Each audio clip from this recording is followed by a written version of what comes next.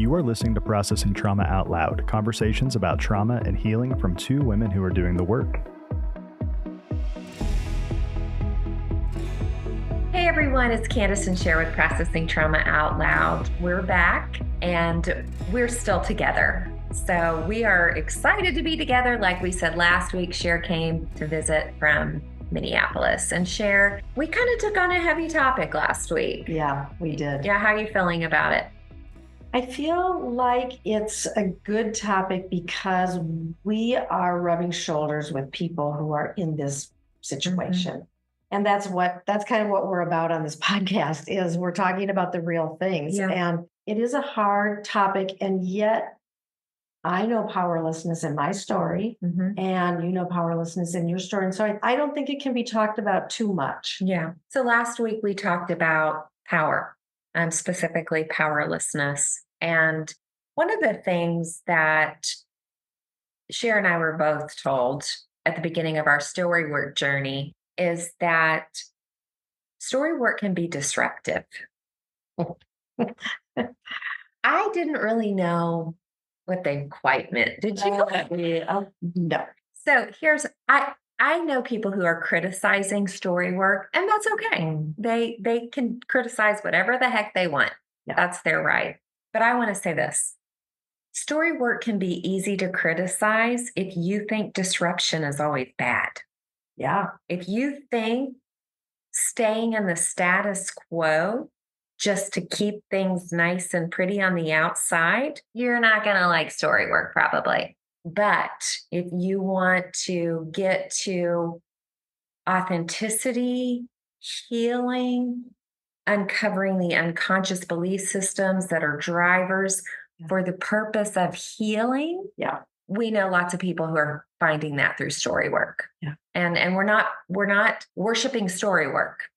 No. But we are saying it's been an effective modality for many people who have been in torment at times over why things keep happening the way they do throughout their life. Right. And it's going to come back to some sense of what they believe about their power. Yeah. Yes, for sure. Including us. Story work has been very disruptive. And we just did, over the summer, we did 4 episodes on how some of the ways our lives have changed because we've done story work. And so, boy, has it been disruptive? Yes. And would I want to go back to who I was before I started this? No. I've experienced such significant growth and change and freedom and love and goodness that, nope, bring on the disruption. And I think some people have a little more space to do that. Yeah. You know, I know stories where the disruption, there was a high price to pay. Yeah. Well, and I want to say that because I feel like that's really key, that we were in an environment where we have been disrupted and we have care. We have people around us who can contain us when we're disrupted, mm-hmm. which is also really huge because when we get disrupted, it is hard. And when we're talking about this issue of powerlessness, being powerless has felt dangerous, and being powerful can also feel dangerous. Trying to utilize our power or trying to speak up and use our voice or ask for what we need, that can feel dangerous too. So, yeah, it can be a bind. Yeah, well, so the disruption is that we're coming out of certain roles that we've played. Mm-hmm. Okay. Yep. And those roles have worked, like you said last week. Yep. And so when someone's coming out of a role because of healing, and that's what I really want to emphasize. Yeah. You know, this is not someone is trying to be mean, if you will. It's someone's healing and they're like, oh, what I feel and what I think does matter. Yeah. So when they come out of that role, it can be a shock to the system, to the other people that have played in this role. And we get that. We actually have a lot of compassion for that. Yeah, for sure. Like we don't get mad at the people who are like, what's happening with you? Yeah. Right.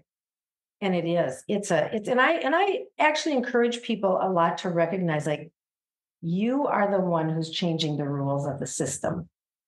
What, like, when we make changes, for example, if I start using my voice and saying no or asking for what I need, and my spouse gets upset about that or feels like, what's going on? Who do you think you are, or whatever? Not that that's okay. But to recognize that we are the ones who are changing the rules of the system, and there is going to be disruption. And if we can stay engaged and see it through with the hope that there's so much better that can come. Yeah. One of the things that I've liked about what we were invited into is sometimes we think this means that we're showing up making threats. We're showing up making ultimatums. Here's what we're doing. We're slowing down. We're connecting with what's true, good, and right, and that we know. Yeah. And then we're offering invitations. Yeah. Like we're offering, I want to get this part about the dynamics of our relationship healthy in order that we have mutual respect, we have mutual honor, we have mutual shared power. Yeah. And if somebody doesn't want to meet us there, Right. we have to decide what we can tolerate and what we can't. Right. Yeah. And I like that you mentioned mutuality. And that's one of the things that we really wanted to talk about, that when we are stuck in a place where we feel powerless, there are some things that feel really impossible. One is boundaries. It's very, very difficult to set a boundary where we will tell someone, here's my line. It's not okay to cross my line. If you cross my line, here's the consequence. And it can feel mean, it can feel bad, it can feel all the things to when we have been accustomed to not setting boundaries. The thought of setting a boundary can feel really like we're being the one who's being bad. Yeah. And I want to go back to even the way you set that up. That's not a threat. That's an invitation to stay connected. Right. Yes. Boundaries are invitations to stay connected. Yeah, exactly. Let's just leave it at that. It's not meant to be a wall to keep the other person out. It's meant to be an invitation to say, for us to have a mutually satisfying relationship, here is what I need. And then to go from there. So boundaries is one way. So boundaries is one thing that can feel impossible. Naming our needs. And of course, this is what boundaries is all about too. It's one of the ways that we name our needs and then say, here's exactly what I mean by that. Another thing that can feel impossible is, and we're already naming this, but mutuality. It can feel like I will never be at a place in this relationship where I am equal, where my voice matters, where my heart matters, where my wants, my needs, where I matter as much as the other person. Powerlessness can cause us to feel that boundaries, our needs, and mutuality are just impossible. That's why we're talking about this, because we want to invite people out of places of feeling powerlessness so that we can step forward into our relationships and showing up in ways that are different so that we can have these things that are part of what make life really good. Yeah. And if you're listening to this and maybe you're getting stirred up, I know it can feel initially scary. Here's the thing: when you're ready, you'll be ready. But if it's something that you want to move toward, to where you want to create more mutuality, more mutual respect and desire and all of that, you're probably going to, I'll just say, when you are being unconsciously led by unhealed trauma, it does take somebody else to help you through that. And here's one reason why: because that's pretty much always connected to shame. And shame paralyzes us.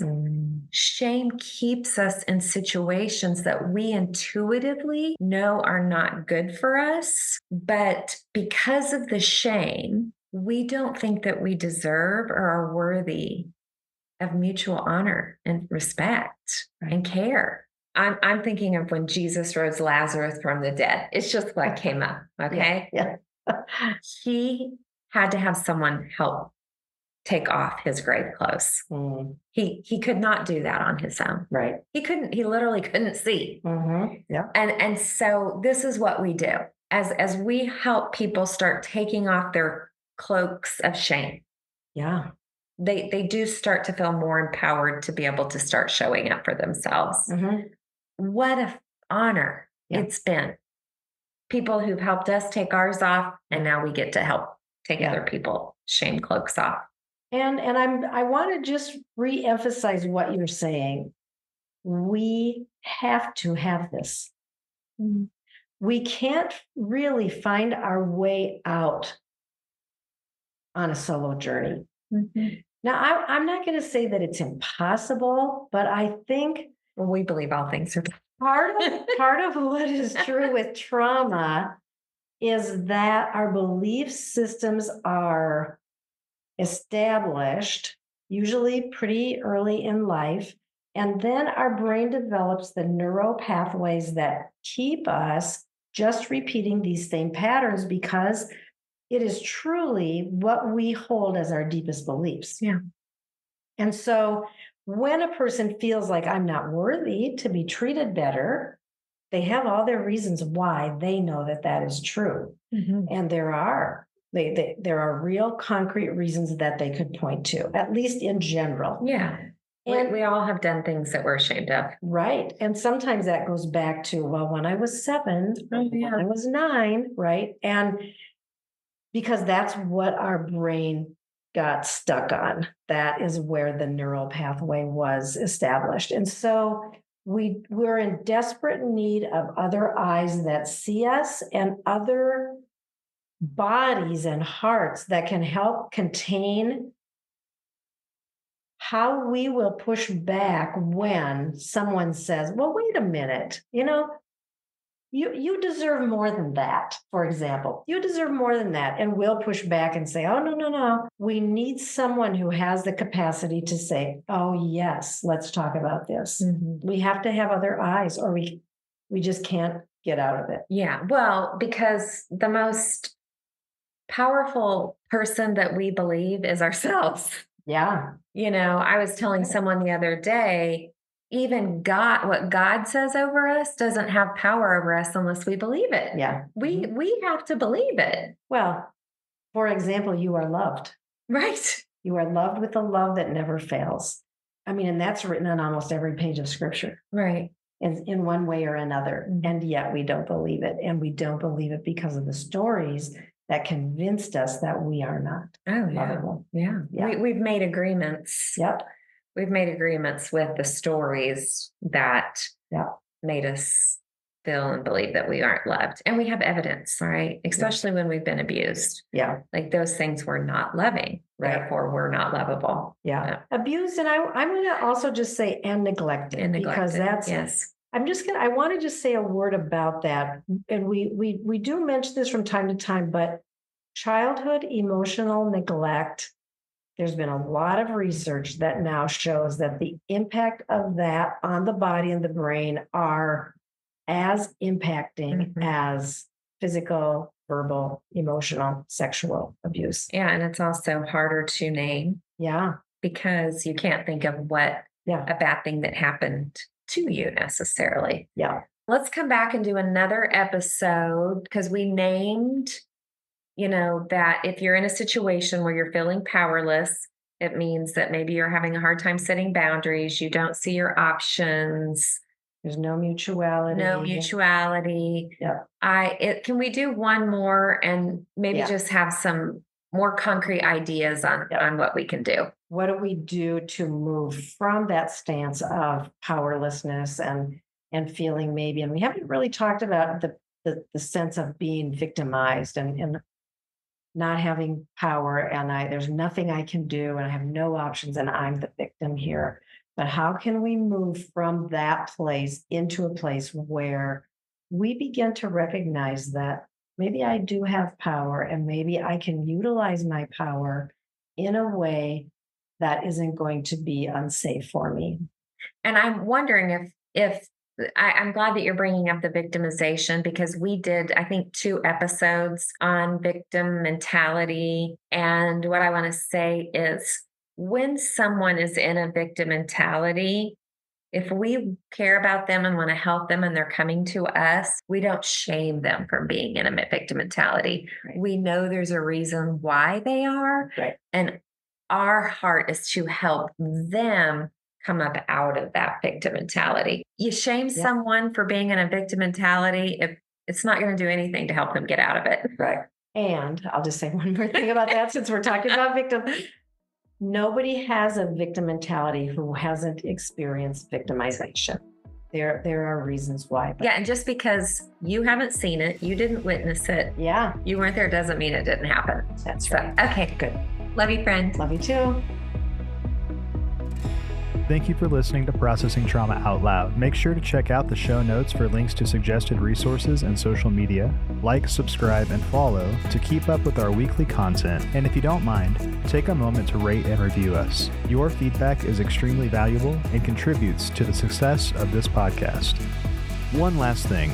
If you have found this podcast helpful in any way, or if you have questions on how to take the next steps on your healing journey, please reach out to us via email at KandaceSher@gmail.com. That's KandaceSher@gmail.com. Our sound engineer is Jeremiah Jones of Auditory LLC. We welcome you to join us for more conversations soon. Take care.